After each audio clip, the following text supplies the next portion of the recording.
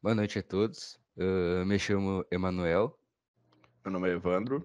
e a gente, como trabalho final da disciplina de Engenharia e Requisitos de Software, o nosso artigo foi sobre desenvolvimento de um padrão de linguagem formal para a criação automatizada de diagramas de atividade para utilização médico-hospitalar.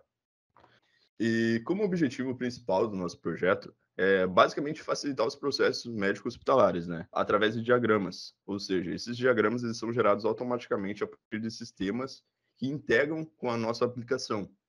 Ou seja, o usuário vai se comunicar com a nossa aplicação a partir de uma linguagem formal, sejam frases ou um texto corrido.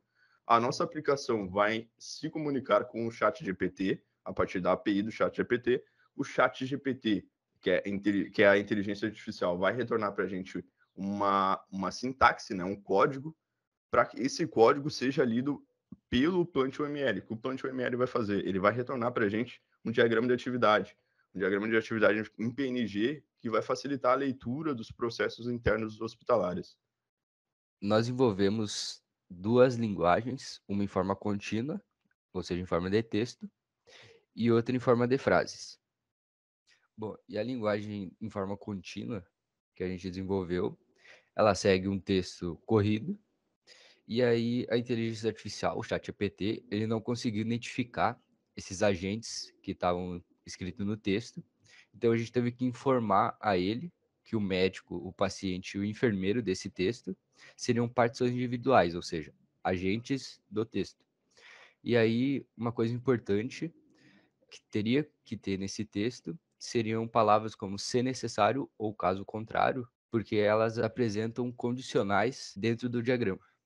E em forma de frases, né, que nós fizemos, que seria basicamente o quê? Seriam frases separadas, aonde teriam identificados os agentes e os verbos que indicam a ação que aquele agente vai executar.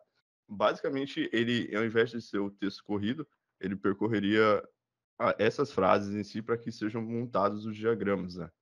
É um padrão diferente de linguagem, porém ele é mais interessante por conta dessa identificação entre agente e ação, né?